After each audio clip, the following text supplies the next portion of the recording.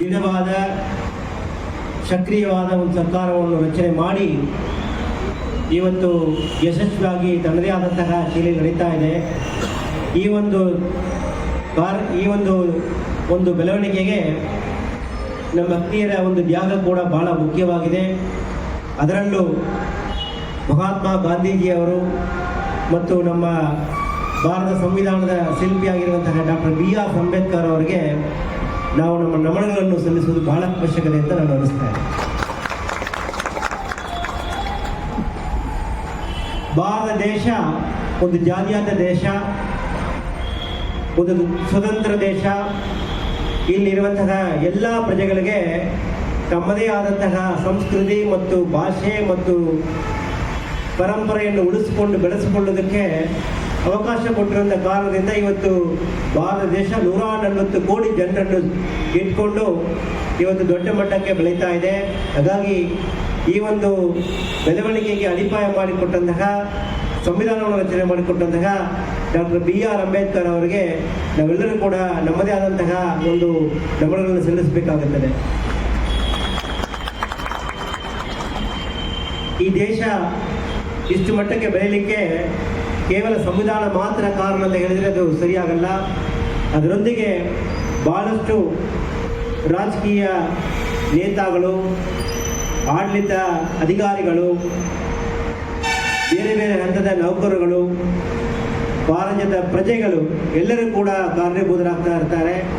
ನಮ್ಮ ಸಂಸ್ಕೃತಿಯನ್ನು ಕಾಪಾಡೋದಕ್ಕಾಗಿ ನಾವು ಬಹಳಷ್ಟು ಕ್ರಮಗಳನ್ನು ವಹಿಸಿಕೊಂಡಿದ್ದೇವೆ. ಭಾರತ ಸಂಸ್ಕೃತಿ ಬಹಳ ದೊಡ್ಡ ಸಂಸ್ಕೃತಿ.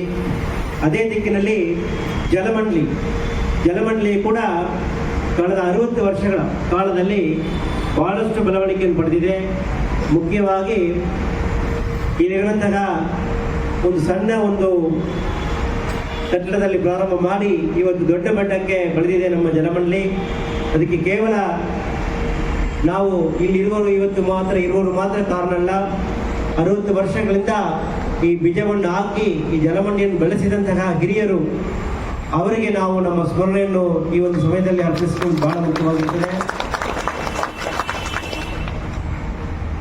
ಜಲಮಂಡಳಿಯ ರಚನೆ ಮಾಡಿ ಜಲಮಂಡಳಿಯ ಪ್ರತಿಯೊಂದು ಹಂತದಲ್ಲಿ ಬೆಳವಣಿಗೆಗೆ ಅವಕಾಶ ಮಾಡಿಕೊಟ್ಟಂತಹ ಎಲ್ಲ ಹಿರಿಯರು, ಹುಟ್ಟಾತ್ಮಗಳಿರ್ಬೋದು ಅಥವಾ ಇವತ್ತು ಬದುಕ್ತಾ ಇರ್ಬೋದು, ಅವರೆಲ್ಲರಿಗೂ ಕೂಡ ಈ ಒಂದು ಜಲಮಂಡಳಿಯ ಪರವಾಗಿ ನಾವು ಅವರಿಗೆ ನಮ್ಮ ಸ್ಮರಣೆಯನ್ನು ಕೊಡ್ತಾ ಸಲ್ಲಿಸ್ತಾ ಮುಂದೆ ನಮ್ಮ ಪೀಳಿಗೆಗೆ ಏನು ಮಾಡಬೇಕಾಗುತ್ತದೆ ಅದರ ಬಗ್ಗೆ ಕೂಡ ನಾವು ಯೋಚನೆ ಮಾಡಬೇಕಾಗುತ್ತದೆ. ಮುಖ್ಯವಾಗಿ ಇವತ್ತಿನ ಒಂದು ಸನ್ನಿವೇಶದಲ್ಲಿ ಜಲಮಂಡಳಿಯ ಮುಂದೆ ಇರುವಂತಹ ಸವಾಲುಗಳು ದೊಡ್ಡದಾಗಿದೆ. ಮುಖ್ಯವಾಗಿ ಜಲಮಂಡಳಿಯ ನೌಕರರು, ಅವರ ಹಿತವನ್ನು ಕಾಪಾಡೋದ್ರಲ್ಲಿ ನಾವೆಲ್ಲರೂ ಕೂಡ ಮುಂಚೆನಿರಬೇಕಾಗುತ್ತದೆ.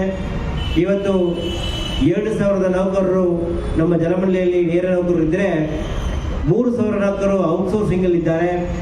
ಹಾಗಾಗಿ ಇದರಿಂದ ಒಂದು ಕಡೆ ಜಲಮಂಡಳಿಯ ಒಂದು ನೌಕರರ ಒಂದು ಹಿತದೃಷ್ಟಿಯನ್ನು ಕೂಡ ಕಾಪಾಡುವ ಚಿಂತನೆ ನಮ್ಮಲ್ಲಿದೆ. ನಾವೆಲ್ಲರನ್ನೂ ಕೂಡ ಒಗ್ಗಟ್ಟಾಗಿ ತಗೊಂಡು ಹೋಗಬೇಕಾಗುತ್ತದೆ. ಇಲ್ಲಿರುವ ನೌಕರರ ಒಂದು ಕಲ್ಯಾಣ ಕಾರ್ಯಕ್ರಮ ಕೂಡ ಹೆಚ್ಚು ನಾವು ಶ್ರಮಿಸಬೇಕಾಗುತ್ತದೆ. ಆ ದೃಷ್ಟಿಯಲ್ಲಿ ಮುಂದಿನ ವರ್ಷಗಳಲ್ಲಿ ನಮ್ಮ ಜಲಮಂಡಳಿಯ ನೌಕರರ ಹಿತದೃಷ್ಟಿಯಿಂದ ಹಲವಾರು ಕಲ್ಯಾಣ ಕಾರ್ಯಕ್ರಮ ಹಮ್ಮಿಕೊಳ್ಳಲಿಕ್ಕೆ ಈಗಾಗಲೇ ಮಾನ್ಯ ಉಪಮುಖ್ಯಮಂತ್ರಿಗಳು ನಮಗೆ ಸೂಚನೆ ನೀಡಿದ್ದಾರೆ. ಅದರಂತೆ ಮುಂದಿನ ದಿವಸಗಳಲ್ಲಿ ನಾವು ಕಲ್ಯಾಣ ಕಾರ್ಯಕ್ರಮಗಳು ಹಮ್ಮಿಕೊಂಡು ಇಲ್ಲಿರುವಂತಹ ನೌಕರರಿಗೆ ಒಂದು ಸಾಮಾಜಿಕ ಮತ್ತು ಆರ್ಥಿಕ ಸುಧಾರಣೆ ತರುವುದರಲ್ಲಿ ನಾವೆಲ್ಲರೂ ಕೂಡ ತೊಡಗಿಸಿಕೊಳ್ತೇನೆ ಹೇಳಲಿಕ್ಕೆ ಬಯಸ್ತಾ ಇದ್ದೀವಿ. ಒಂದು ಗಾಯಕ ಹಾಡುವುದರ ಮುಖಾಂತರ ನಮ್ಮ ಜಲಮಂಡಳಿಗೆ ಒಂದು ಹೆಮ್ಮೆಯನ್ನು ತಂದು ಕೊಟ್ಟಿದ್ದಾರೆ. ಹಾಗಾಗಿ ಅವರಿಗೆ ಕೂಡ ಈ ಸಂದರ್ಭದಲ್ಲೂ ನನ್ನ ಶುಭವನ್ನು ಹೇಳಲಿಕ್ಕೆ ಬಯಸ್ತಾ ಇದ್ದೀನಿ.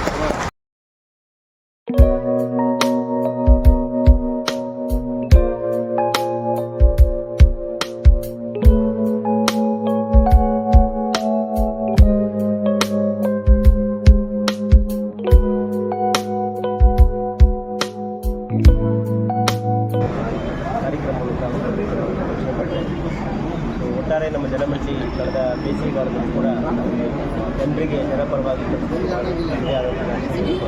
ಹೀಗಾಗಿ ಸಂದರ್ಭದಲ್ಲಿ ನಮ್ಮ ಎಲ್ಲ ಅಧಿಕಾರಿಗಳು ಮೂಲಕ ಮುಂದಿನ ದಿನಗಳಲ್ಲಿ ಕೂಡ ಇನ್ನೂ ಹೆಚ್ಚು ಜನರಿಗೆ ಸೇವೆ ಕೊಡೋದಕ್ಕೆ ದೇವರು ನಮಗೆ ಧೈರ್ಯದ ಶಕ್ತಿ ಕೊಟ್ಟಿದ್ದಾರೆ. ಹಾಗೆ ಎಲ್ಲ ಪ್ರತಿಭೆಗಳು ಕೂಡ ಒಂದು ಒಳ್ಳೆಯ ನಮ್ಮಲ್ಲಿ ಭಾಳಷ್ಟು ಅಧಿಕಾರಿ ಮತ್ತು ನೌಕರರಲ್ಲಿ ಪ್ರತಿಭೆ ಇದೆ. ಅದೆಲ್ಲ ಕೂಡ ನಾವು ಹೊರತರಬೇಕಾಗುತ್ತೆ. ಜೊತೆಗೆ ಅವರ ಕುಟುಂಬದಲ್ಲಿರುವಂತಹ ಮಕ್ಕಳಿಗೆ ಕೂಡ ಈ ನಂಬಿಕೆ ಅವಕಾಶ ಕೊಡ್ತಾರೆ. ಅದಕ್ಕೆ ತಕ್ಕಂತೆ ನಾವು 60 ವರ್ಷದ ದಿನಾಚರಣೆ ಅಭ್ಯಾಸ ಆಗಿದೆ.